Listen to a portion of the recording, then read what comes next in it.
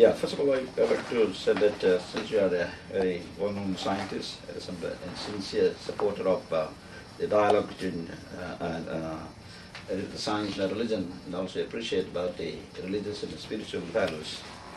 But when we discuss those things, I think in terms of religious conception, the source is about God. So as a scientist, whether you could say anything like something about the understanding about God. So maybe we can highlight. You want to know how do I as a scientist understand God? Yeah. Well, understanding God is very difficult. But I would say, well, there's some spiritual force out there which has planned this universe and is affecting us, and I feel personally a very close interaction personally. It's very important to me. In science, I think there's a conception of inspiration and intuition, and there's a very wonderful ideas. I think they appear from time to time. I think in the minds of I think the scientists like you. One time you told me that when you discovered this major ledger, that they got this inspiration all of a sudden, some kind of revelation. The divine, I would say it's some kind of a divine source. So in this conception, according to the Vedanta, in the Hindu tradition, there are three aspects of God. One aspect is called Brahman in Sanskrit language, called the impersonal aspect, just like Einstein's God. The impersonal is like a beautiful laws of nature are majestic.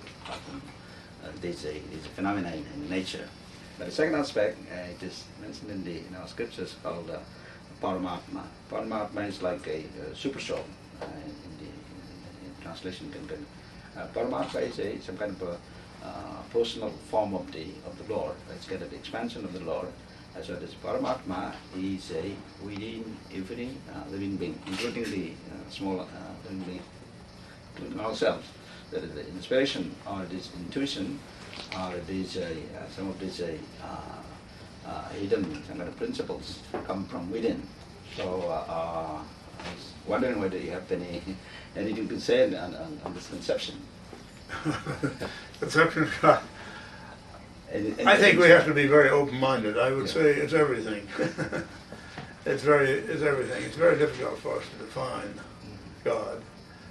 But someone is guiding us. I think this is acceptable, right? What's that again? I mean, some principle is guiding us or giving us. That's right. That's just some spiritual being, some spiritual ideas are guiding us, and we simply can't conceive it.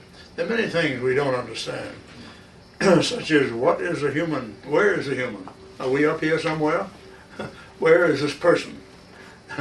And how do we have free will? How can we make free choices and so on? There are many things we don't understand.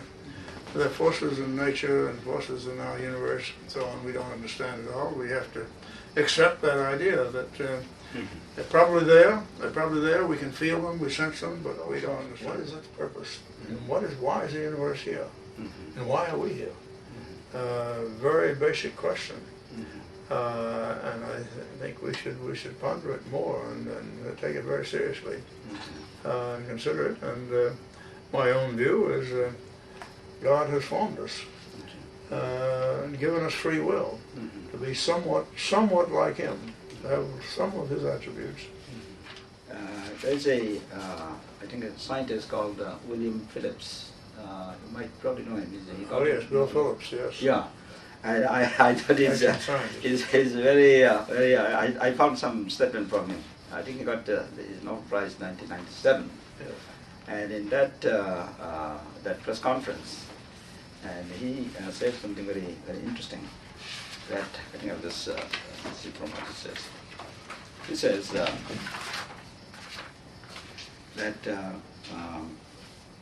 he takes the deity personally, and he says, Einstein's God, who is really just like the laws of nature, is not for me, he said.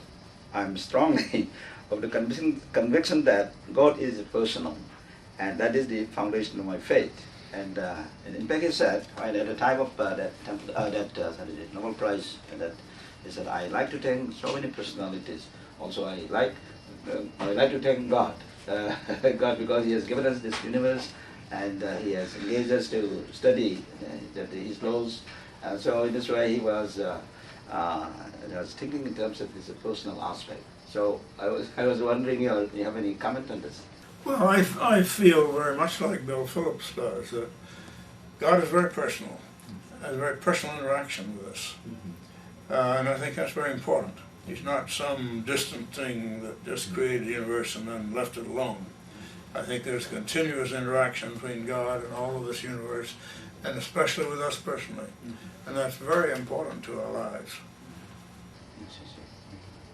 And it is personal aspects actually in our tradition, in the Hindu, in the Vedantic tradition, and this is regarded as the also highest. Yes. The personal aspect of God, and the other aspect, also impersonal aspect is also there. Just like in this country, the president is sitting in the White House, but his energies are spread all over the country. So his energies are like impersonal, but the person is sitting there. Well, interesting. God is everywhere. He influences everything. Yeah. But nevertheless, each individual person has a strong interaction. And that's true not only of your religion, but also the Jewish and the Christian religions feel it is a very strong personal effect. And I believe that and I feel that. I think this is in harmony, I think, of the major religions. Except, of course, Buddhist doesn't have any conception of God. I think also the Hindu religion has never had a big clash between science and religion and the Eastern religions. Whereas in the Western religions there has been a clash, but I think they're coming together again now, fortunately. And they must come together.